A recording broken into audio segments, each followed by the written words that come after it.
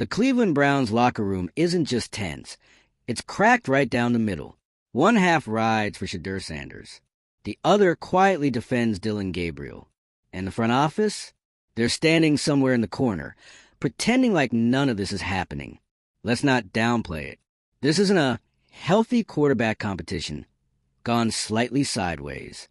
This is a team fractured, a coaching staff exposed, a rookie battle that turned so personal so quickly.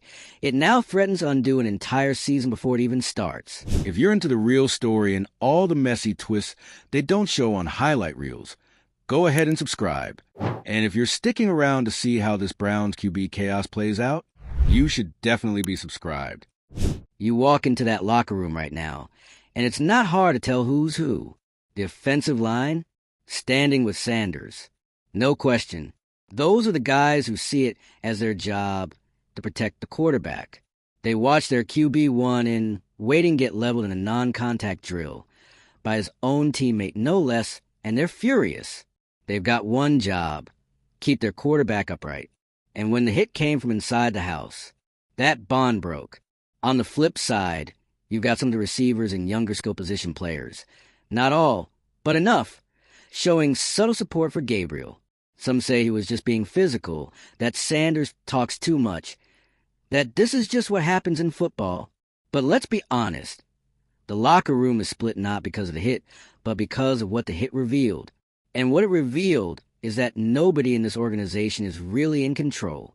Let's take a look at the coaching staff. Kevin Stefanski, head coach. Tommy Rees, newly minted offensive coordinator.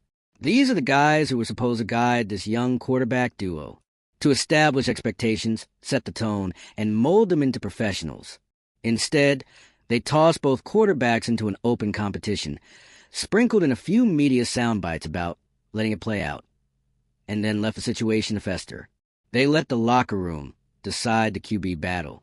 And guess what? The locker room did.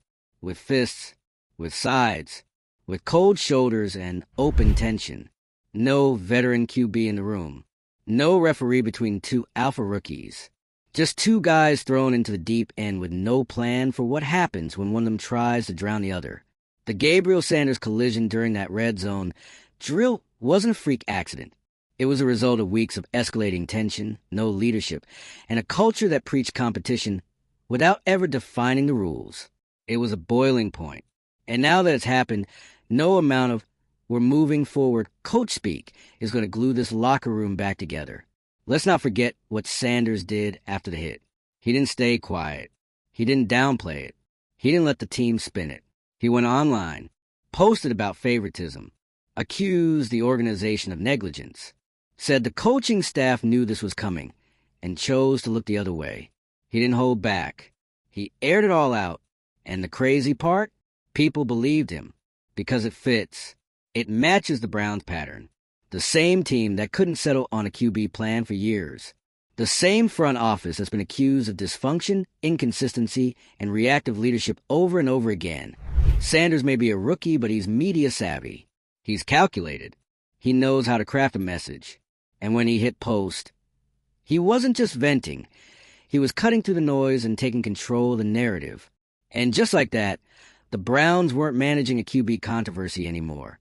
They were managing a PR nightmare. News cycles went ballistic. Former players started weighing in. Media outlets began dissecting every quote, every clip, every tweet. Analysts called it toxic. Fans called it predictable. Everyone could see the cracks. But the Browns? Still silent. Still vague. Still floating generic statements about team unity, while the locker room burned behind them. And then there's Dillon Gabriel. His silence says everything. No public apology. No acknowledgement. Just a few quiet reps in practice under the watchful, ice-cold eyes of teammates who want nothing to do with him right now. Gabriel came into Cleveland with a chip on his shoulder, already feeling overlooked next to the headline-generating Sanders. He wasn't a flashy pick. He didn't have the nil buzz. He wasn't in Subway commercials or getting his every rep analyzed on social media.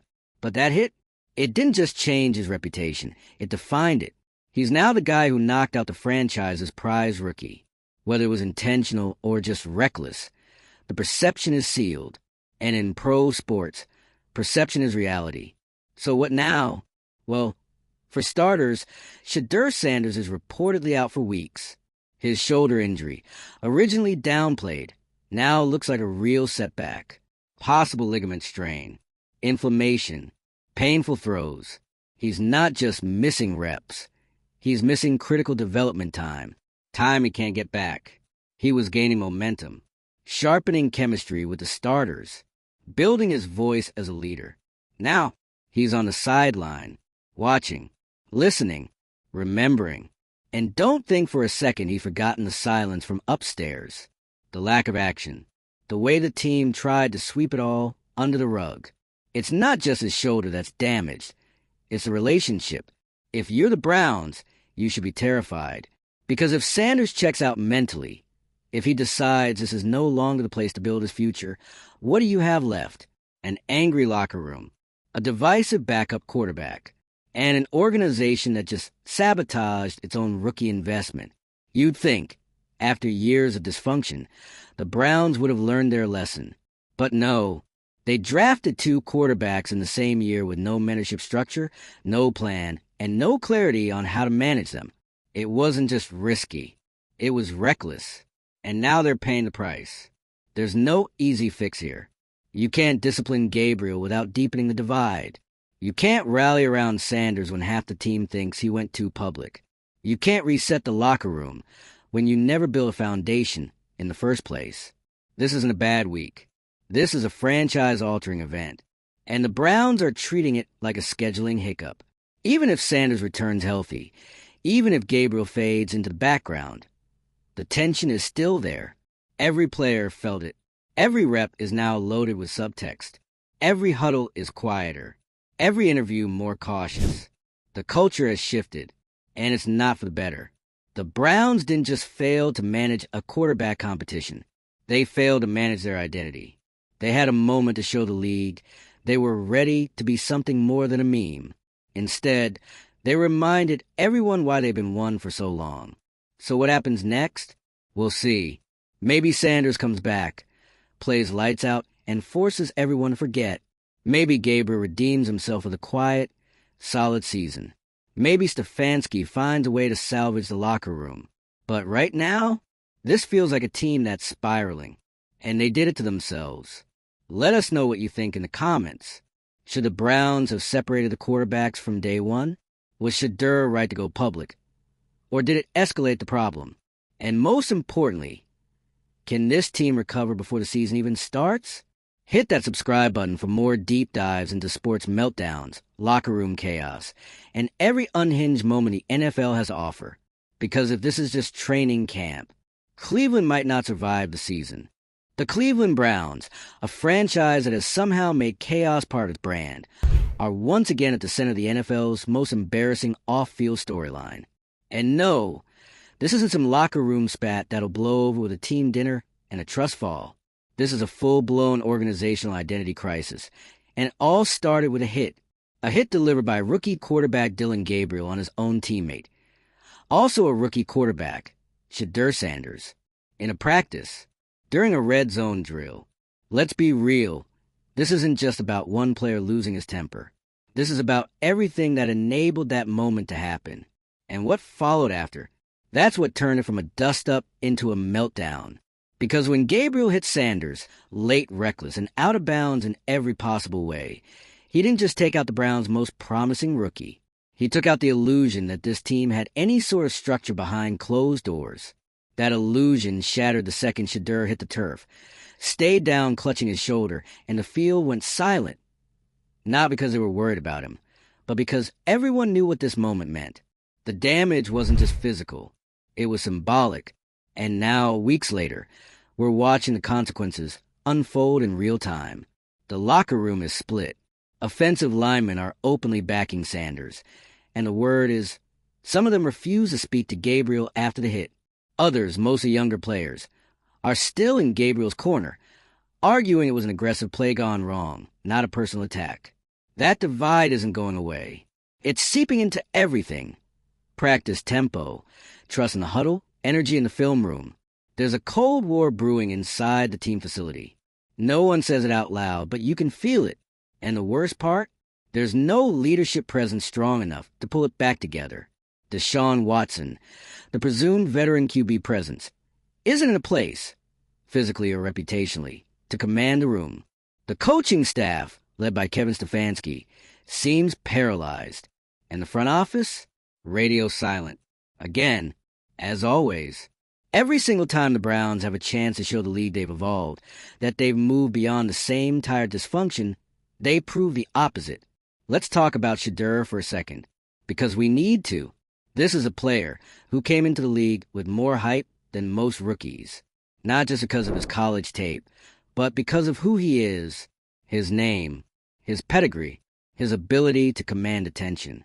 The Browns didn't just draft a quarterback. They drafted a brand, a face, a future, and they put that future in jeopardy before he could even get through his first preseason. He's hurt.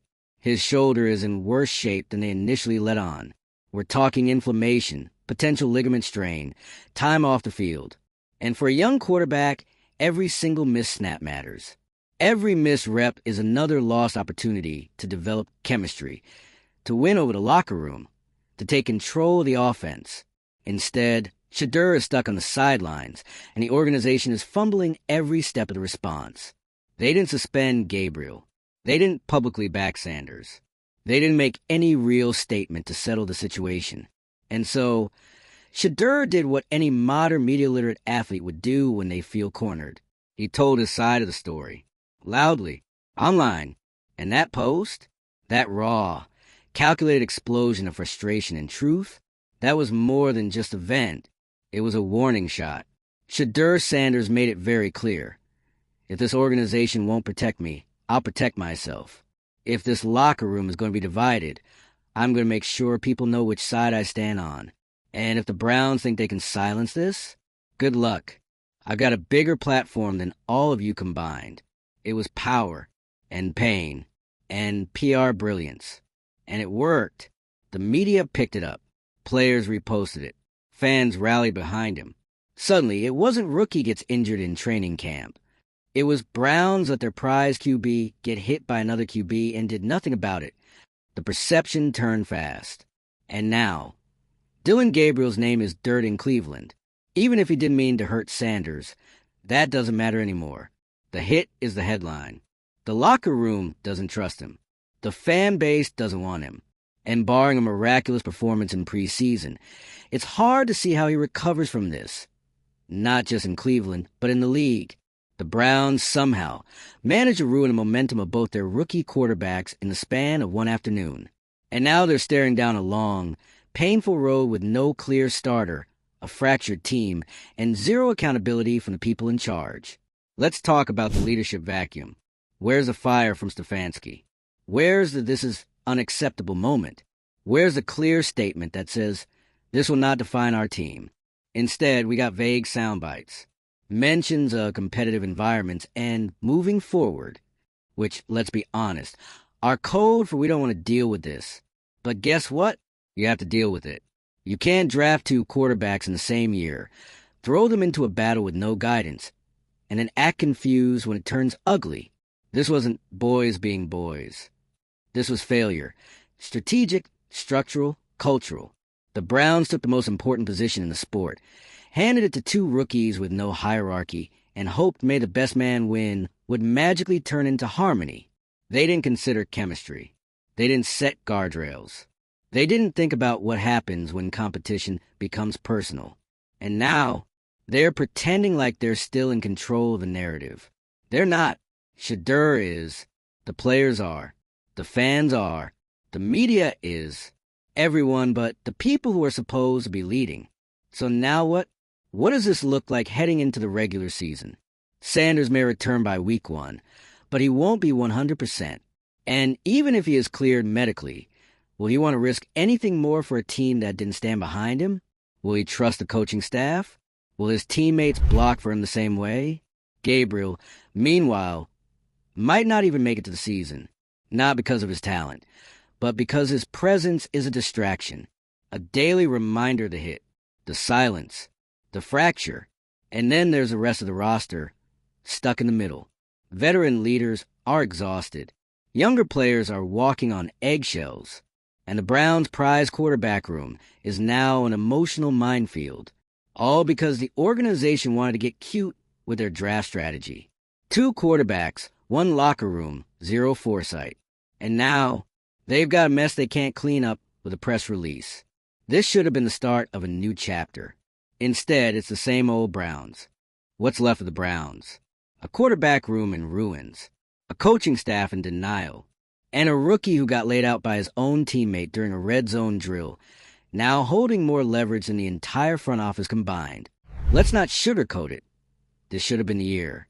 A reset, a reinvention. The post-Watson, post-chaos Browns. The team that finally had a real shot at building something young, sustainable, exciting. Instead, training camp became a civil war. And every single person who was supposed to prevent that war either didn't see it coming, or worse, let happen. Let's go back to the so-called quarterback strategy for a second, because this is where the real comedy starts. The Browns used not 1, but 2 of their draft picks on quarterbacks. Shedeur Sanders, the headline machine with the mechanics, the media game, and the pedigree. Dillon Gabriel, the scrappy, chip-on-his-shoulder gunslinger who had plenty to prove. Now, drafting 2 QBs isn't automatically a bad idea. If you're rebuilding, if you're low on depth, if you have a plan. But that last part, there was no plan, no vet in the room, no clearly defined pecking order, no internal boundaries. Just vibes. Just let's see who earns it. Which sounds cool in a press conference, but looks like a disaster once egos get involved. And oh boy, did egos get involved. Shedeur came in with the spotlight already waiting for him. Press coverage, college hype, endorsements, and expectations. He didn't need to ask for attention. It followed him. Gabriel? Not so much. He was the underdog, the afterthought, maybe if Shedeur struggles guy. That dynamic, it festered. Fast forward to the now infamous red zone drill. Reps were already tense. Coaches were allegedly letting the 2 rotate without clear 1s or 2s, just alternating snaps and letting the team decide.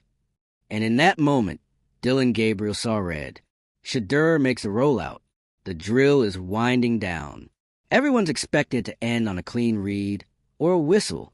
But instead, boom, Gabriel comes flying in. Helmet down, shoulder lowered. Late, dirty, uncalled for. You could hear the sideline gasp. Not the defense. Not a linebacker. Not a fluke.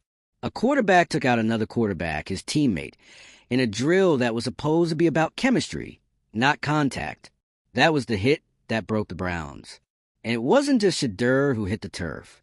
It was the illusion of leadership, of order, of direction.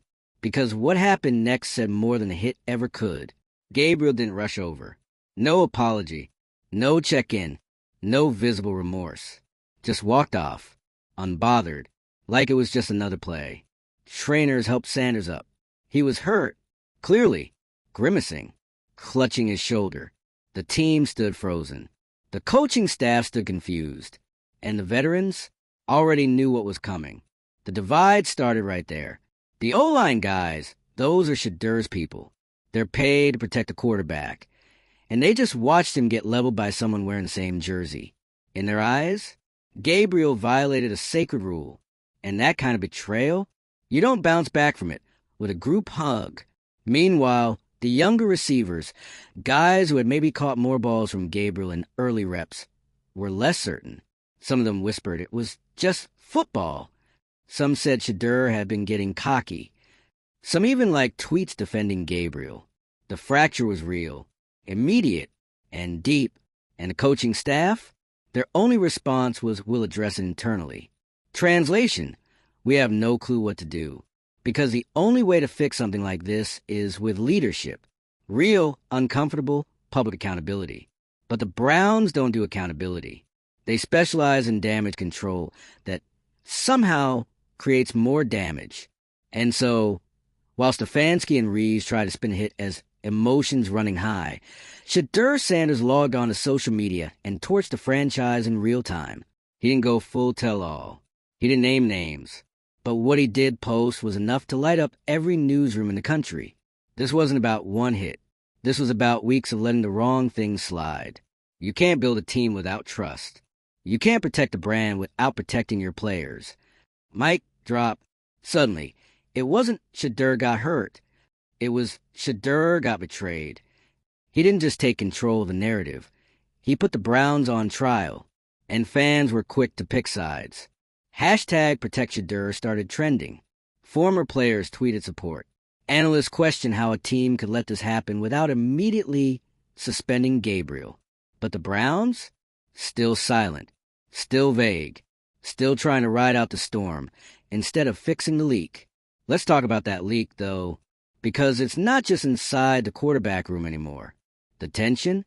It's seeping into every part of the roster. Defense? Frustrated. They're trying to get reps in while the media watches every throw like it's an episode of Hard Knocks. Dysfunction Edition. Veteran leaders like Myles Garrett reportedly fuming behind closed doors. He's not the kind of guy to throw teammates on the bus. But this man did not come back just to babysit a locker room full of unchecked egos and a coaching staff sleepwalking through a crisis. And you know who else is watching closely? Every agent in the league. Every young quarterback on the rise. Every college player getting ready for the draft. Every vet looking for a landing spot. They're seeing a franchise that can't manage talent. That turns competition into collision. That lets its rookies go to war and then shrugs when someone gets carried off the field. This isn't just a bad look. It's a career hazard. If you're a young QB watching this unfold, Cleveland just got crossed off your list. You want structure, mentorship, stability, not this. And we haven't even touched on the fallout for Dillon Gabriel yet. Because, yeah, he's still in practice. Still throwing reps. Still in meetings. But nobody's forgetting what he did. Even if it wasn't malicious. Even if it was just a moment of frustration. Perception is everything. And the perception is that he blew up the quarterback room before the preseason even started. Good luck bouncing back from that storyline. Unless he balls out. Unless he throws for 300-plus yards and 3 touchdowns in every preseason game. Unless he completely wins over the locker room. He's done in Cleveland. Not because he's untalented, but because this team, this locker room, and this narrative will never fully trust him again. And Shedeur, when he returns, and he will, it won't just be to play football. It'll be to reclaim something. Not just his reps, but his respect. He's not walking back into a team. He's walking back into a test. Do the coaches have his back? Do his teammates still believe in him? Can he lead a group that let this whole situation spiral in the first place? We're about to find out. But if the Browns think they can pretend this didn't happen, if they think they can just ride into week 1 with a few good PR lines and a QB depth chart slapped together with hope and duct tape, they're delusional. Because this isn't just about quarterback development anymore. This is about culture. And Cleveland's just got exposed. So here's where we leave it. 2 rookie QBs. 1 viral meltdown.